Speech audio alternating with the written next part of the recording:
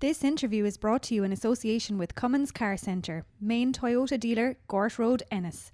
See cumminscarcentre.ie for more. Now, hello, welcome to what is probably, we'll call it a special podcast here on the Clare Champion website. Delighted to have in studio Kilmihil native and Irish rugby star Eimear Considine. But when she walked into the Champion office this afternoon, she got a very different greeting. A few fans shouted, "Oh my God, it's the Eimear-nator."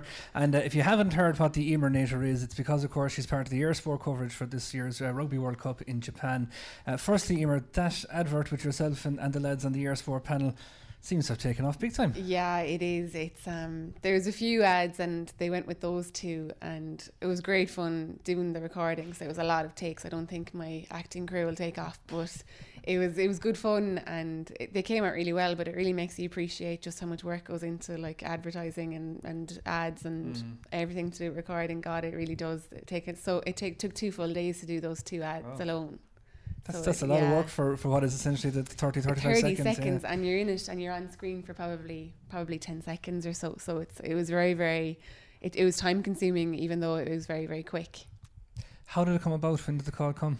Because I know you did the TG Carr work, obviously, so you've been on the radar. So I was doing work with TG Carr, and Chris, the guy from Eir Sport, just rang, just assuming I can speak English. So he was like, "I assume you can speak English if you can speak Irish," and was wondering if I wanted to get on board with the World Cup coverage. So of course you're not going to say no. Like, it is going to be a challenge, and especially with working and playing, like there isn't a lot of free time to even get a lot of coverage in. But I suppose it's hard to get somebody that plays as well. That's the difficulty with getting somebody that still plays, because like Tommy and obviously the lads are retired, so they have more time on their hands to do this kind of stuff. So look, I'm looking forward to it. It definitely will be challenging, especially in those games where I'm doing the Japan and Russia game and those kind of names where I'll have to do a lot of homework on that for sure. I can imagine. Yeah. In my previous incarnation of the radio, I used to hate Wimbledon time because I just could never get those names right. And you only have those few seconds. You need somebody beside you who knows what they're talking about to go along with it. How do you enjoy that side of it, the punditry side, to be on the opposite side of the camera, I guess? It's good. It is. It's difficult, and you really you don't have much time to analyse stuff. Like, you have half time to really talk about everything, and while you're watching the game, you don't actually get to enjoy the game because you're actually analysing it quite a bit, and you end up missing pieces because you're cutting clips and you're trying to make packages of players together, and you're almost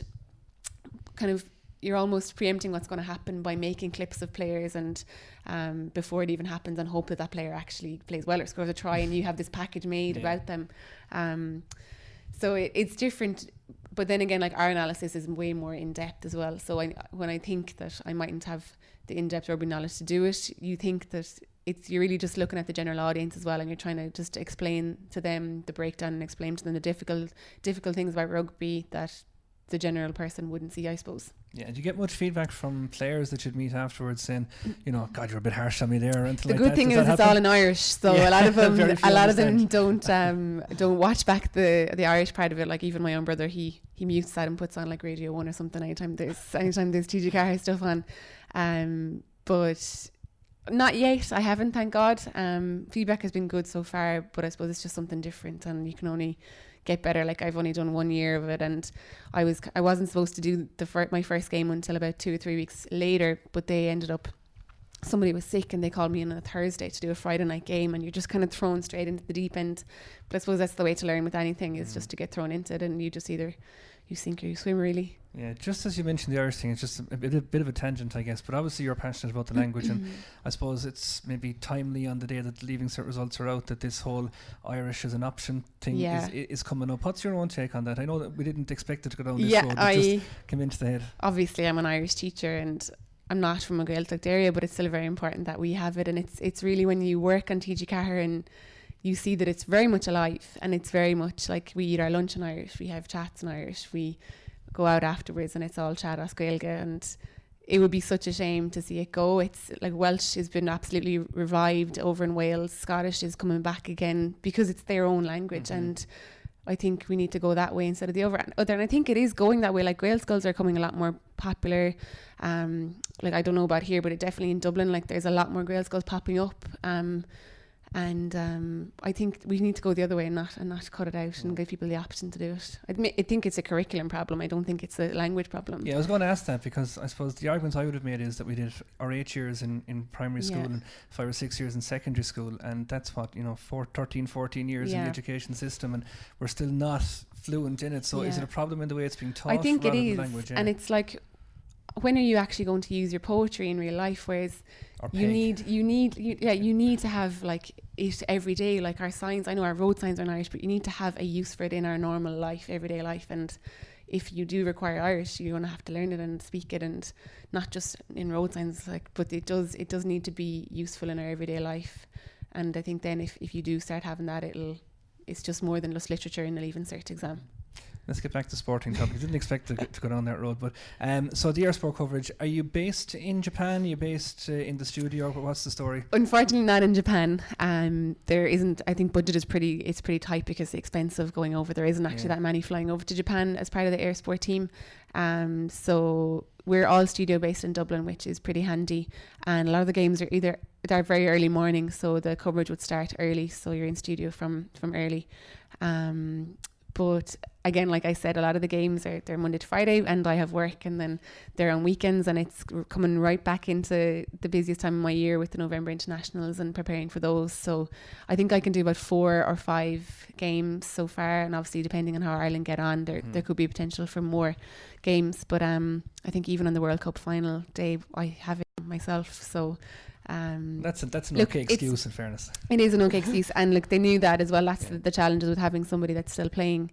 But it's good to just do it and get an experience of doing it. And I still will be doing the Pro 14 with TG4 as well, so while doing that as well, but just not while the World Cup is on, because I genuinely don't think there'll be a minute to do it, because you have to do a lot of analysis, not just on the day. You have a lot of prep to do. So between even the Georgias and Belgiums of this world, that you wouldn't know that. You have to sit down and watch those games, and on top of my own analysis as a player myself, I have to watch then Japan play Samoa in a game in the Pacific Nations Cup, or I have to, those kind of things on top of your own analysis, plus correcting tests, plus planning work, plus actually having a life and getting your own training in. So it is pretty challenging, and I suppose I got a taste of it last year with the Pro 14, with the Leinsters and Munsters and that, and I've learned a lot from last year with the domestic game, I suppose, and especially during the Six Nations when the main players were absent, gone playing with Ireland, so you get to know those fringe players and those second and third teams. But it's kind of like starting all over again with all these different countries again. Absolutely. Build up is going to start ratcheting up now, I guess. Thoughts on Ireland? I mean, a lot of people are saying quarter-final, that's the big barrier. If you can break that glass ceiling, who knows what will happen. Like, looking at it, we should get out of our group. It's a tough one to start with Scotland. They are obviously going to be the hardest one, and Scotland are, like, depends what day, what kind of Scotland team turn up. Like, they could be really good or really bad, and you just don't know until the day. But if Ireland can get out of the group, it still isn't a guarantee. They have South Africa and New Zealand, and South Africa or New Zealand, and the way South Africa have been playing in their pre-seasons, it's hard to know which one would be better or worse, New Zealand or South Africa. Although the thing is, Ireland know that New Zealand are now beatable. Australia showed that at the weekend. Ireland showed it last year. So I don't think there's that stigma with New Zealand. There's no easy game. Look, it's a hard quarterfinal either way, but obviously they'd be looking to get over quarterfinals and do a bit better than the last World Cup.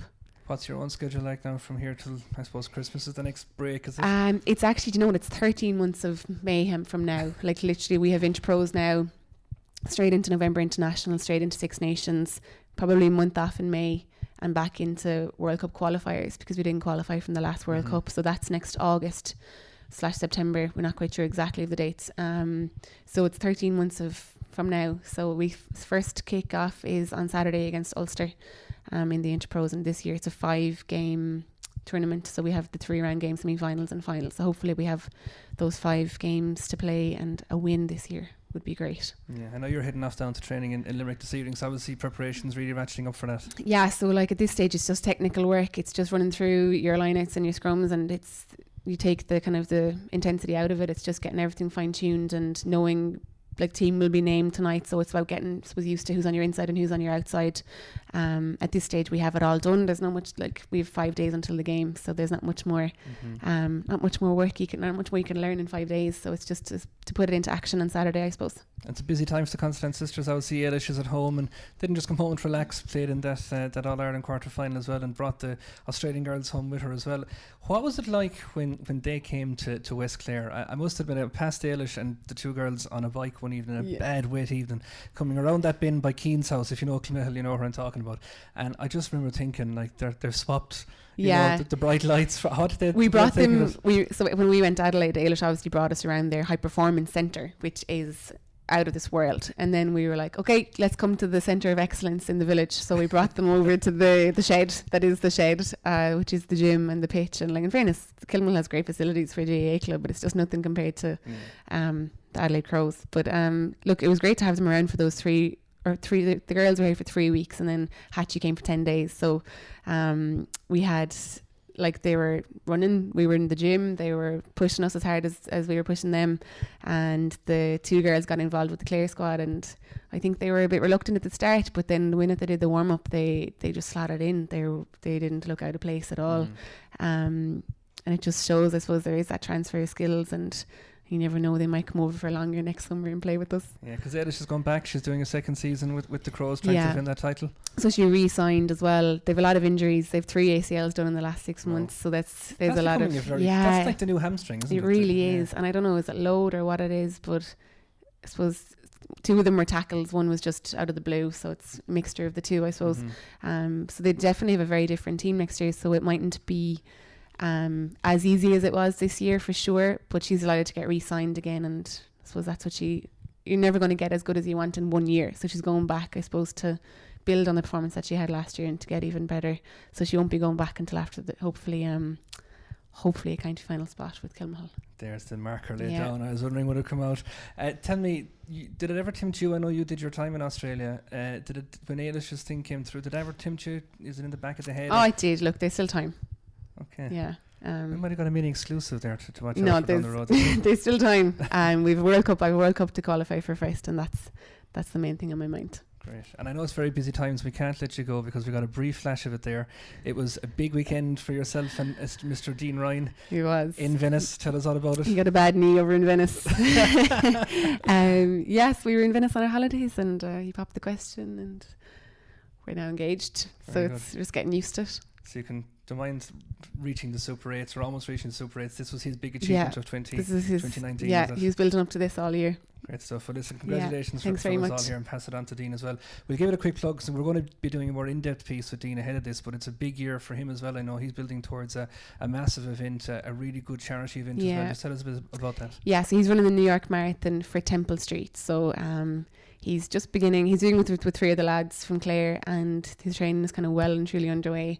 So they're doing quite a lot of fundraising. They have to raise €20,000 for Temple Street to do the marathon. So they're about 12 or 13,000 of the way. So they still have a lot to go.